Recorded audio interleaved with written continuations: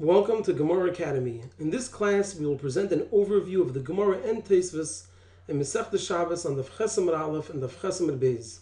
Let's begin with a general outline of this class. So the Gemara presented a case that's an exception to the general rule of a Carmelist. We have the general rule of a Carmelist, and in our Gemara, the Gemara presented a case that's an exception to this rule. And out of that came an additional two teachings. Number one, the Gemara presented a machlekes regarding a similar case. A case that's similar to the exception. We have a machlekes whether over there it's also an exception or not.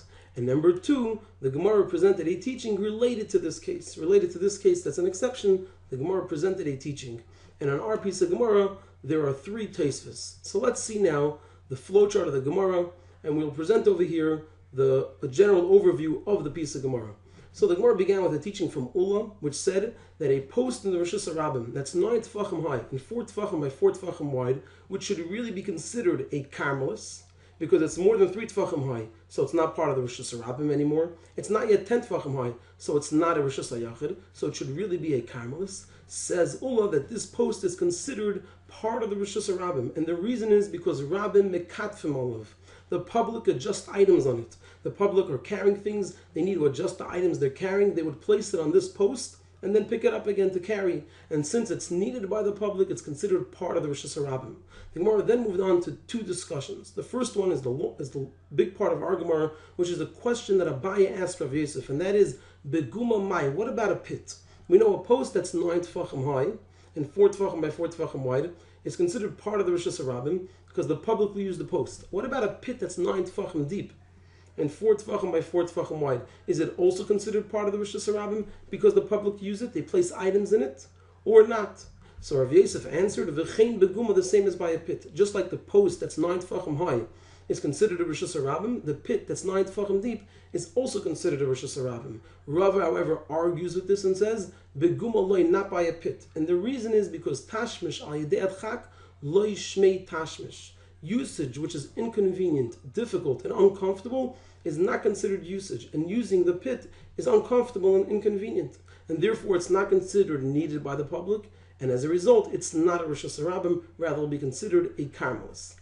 The Gemara then moved on to present two questions on Rava from two brises. So we had the first question, which then we brought as background information, the brisa, which led into the question, and Rava answered it. Then we presented the second question as background information. We presented the brisa.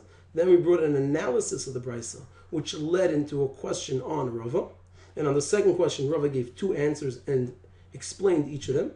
So we have here over here the opinions of Rav Yosef and Rava. And then we have the two questions on Rava, which he answered. And then the Gemara moved on to the next piece, which is that Rava said that he has a proof that his interpretations of the brisa are not just possible ways of rebuffing and pushing off the questions on him, but rather they must be the correct way of learning the brisa. So that's why it was in a blue arrow, which indicates a proof. And Rava brought a proof that tashmish al yedei adchak lo shmei tashmish. Usage which is inconvenient is not considered usage, and therefore, since the use of a pit is inconvenient, it won't be considered needed by the public, and it's not a Rosh Hashanah.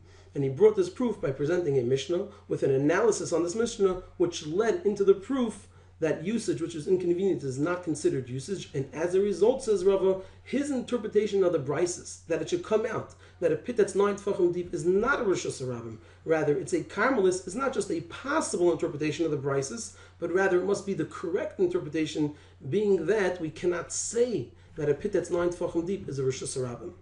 And then the last and final piece of our Gemara is a teaching from Rav Yehuda, which we can see is in the flowchart on the end of the flowchart, which is by a bundle of reeds. If Rama v'zakfei, if a person moved it by pushing over one end and then standing it up, pushing over the next end and standing it up, he is not chayiv, and he concluded ad the okerli until he does an akira. So that's an overview of the Gemara that we learned. So it started off with a teaching from Ula. We then moved into two side teachings that are related to that. Number one, a question, what about a pit? And there we had two opinions. We had two questions on Rava, which he answered, and then Rava's proof that his approach is correct, that a pit is different, and then we had a teaching from Rav Yehuda. And now we'll move on to the Tosfos, emphasizing how the purpose and goal of Tosfos is to explain the Gemara and support the Gemara. So the first Tosfos is on the answer of Rav Yosef, where he said, V'chein beguma, a pit is the same. Just like a post that's 9 tefachim high is part of the Rosh Hashanah, a pit that's 9 tefachim deep is also part of the Rosh Hashanah. And what Tosfos says over here is Tosfos explains and proves that this applies even to a pit that's 9 tefachim deep, and certainly one that's less. Rashi learns that we're specifically talking about a pit that's 9 tefachim deep, not 8 tefachim deep. Tosfos presents an alternative explanation that it applies even to a pit that's 9 tefachim deep, certainly to a pit that's less than 9 tefachim deep, since it's more comfortable to use a pit that's less deep. So Tosfos provides this alternative understanding of the Gemara, that it's referring even to a pit that's 9 tefachim deep, and certainly one that's less than 9 tefachim deep, and proves that this explanation seems to be the correct one. So we could see over here how the purpose of Tosfos is to explain the Gemara to us. There are two ways of learning the Gemara. Tosfos presents to us the second way and points out that it actually seems to be the correct way. He brings a proof to it. The next Tosfos is on this part of the Gemara where we presented the Mishnah in the next flowchart, the lower flowchart, where we presented the Mishnah as a proof to Rava's opinion that Tashmish Laidek Hadchak is Loishmei Tashmish. So what we presented as a proof is there's a Mishnah that says that if somebody threw an item 4 Amos in Rishus Harabim and it landed in a pool of water in the Rishus Harabim, then he's chayav for throwing 4 Amos in Rishus Harabim if it's a pool that the public walk through and it's less than 10 tefachim deep. And the Mishnah said this teaching twice. So the Gemara pointed out in the second arrow that points towards the Mishnah and up down to the proof, the Gemara pointed out this, that the Mishnah repeats twice the din by a pool of water that is considered part of the Rosh Hashanah, we could understand why it says it twice. And the reason is because if there is one is referring to a pool of water in the summertime and one is referring to a pool of water in the rainy season.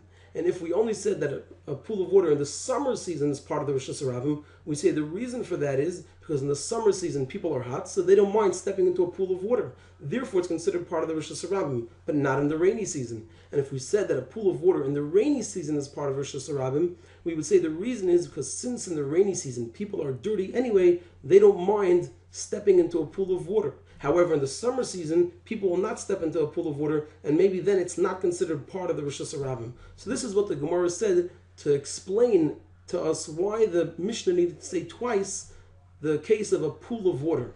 So Tosfos over here explains that the Gemara could have explained it by just mentioning either season. The Gemara didn't have to tell us that the summer season has a special reason to say a pool of water is part of the Rosh Hashanah, and the rainy season has a special reason to say a pool of water is part of the Rosh Hashanah. Rather, the Gemara could have chose one of them. So for example, let's say the summer season. The Gemara could have simply said that in the summer season we have an extra reason to say, we have a special reason to say that a pool of water is part of the Rosh Hashanah. Since people are hot, they don't mind stepping into a pool of water. And as a result, if the Mishnah only told us once the din of a pool of water, we would say that only refers to the summer season, not the rainy season. Then, in the rainy season, a pool of water is not considered part of the Rosh Hashanah. As a result, the Mishnah needed to tell us the din twice, so we should know that it applies in the summer season and also in the rainy season. So Tosfos here, as we can see, is explaining to us that we shouldn't make a mistake and think that since the Gemara presented an explanation for both, it means that we need both. Tosfos is saying we do not need both. We only needed one. But this creates a question.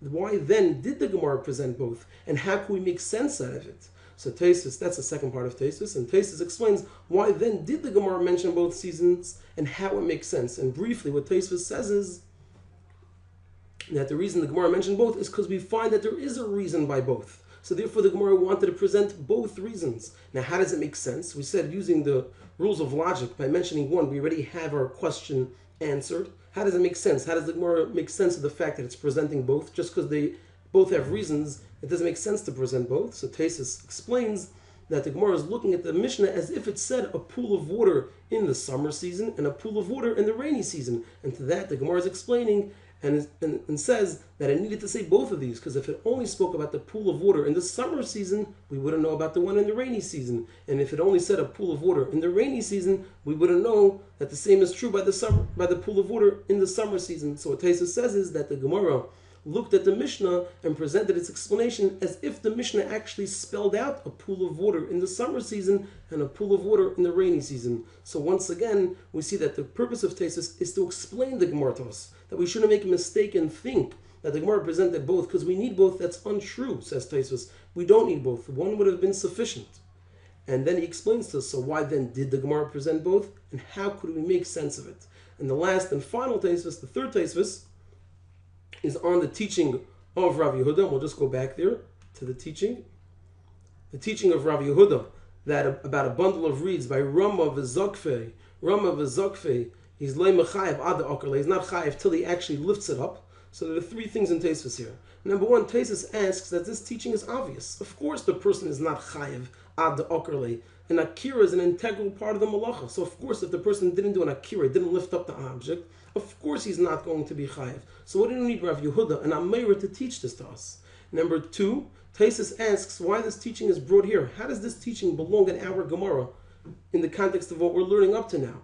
And just to briefly answer those two questions, because the answers are connected, what Tosfos says is that this teaching is not obvious, because we would think that since a bundle of reeds is very heavy, the way people carry a bundle of reeds is by pushing it over and standing it up, pushing it over and standing it up. And since that's the way people do things, we would think a person is chayiv, just like we find that when a person adjusts an item on a post while carrying 4 amas and Rosh Hashanah, if he stops in the middle to adjust an item on the post, we don't say he considered stopped and now it broke the malacha in 2 parts. Rather we say since it's normal to adjust an item on a post, therefore it's just looked at as part of the malacha. So we would think the same as here. Since it's normal, maybe it's just part of the malacha. That's why it comes in over here. That's why it's telling us, that's the chiddush, that's the teaching of Rav Yehuda, that it's not obvious, that even though it's the way people do things, a person will still nevertheless not be chayiv. And that's how it comes up over here, because in our Gemara we presented the teaching of Ula about a post that people adjust items on. And the last and final part of this Tosfos is, Tosfos explains that dragging and rolling is different. Tosfos explains to us that the issue over here is not really that the person didn't do an akira, that he knocked it over and lifted it up. That's not the issue. Because if a person would drag an item 4 amas and Rosh Hashanah without lifting it up, or roll a round object 4 amas and Rosh Hashanah without lifting it up, he would be chayiv. The issue over here is that he broke it into 2 parts. First, one part went out of 4 amas, and then the next part went out of 4 amas. We're saying I didn't do an akira, since by not doing an akira, the way this person did it is by knocking it over and lifting it up. But the issue is not that he didn't do an akira, rather the issue is that he broke it up into 2 parts. And therefore, if a person would not break it up in 2 parts, by dragging it straight or rolling a round object, he would be chayiv. So once again, we see how Tosfos is coming to explain the Gemara to us. The Gemara says a teaching. Tosfos asks, it's obvious. The Gemara presents a teaching. Tosfos asks, how does it belong here? The Gemara says a teaching. Tosfos explains it. The issue is not that it's lacking an akira, because we could find elsewhere an akira is lacking and a person will still be chayiv. The issue is that he didn't do an akira. Rather, what he did is he broke it into 2 separate actions, and we're not going to combine those 2 actions. So with that, we have an overview of the Gemara with the Tosfos, emphasizing how the purpose of Tosfos is to explain and support the Gemara.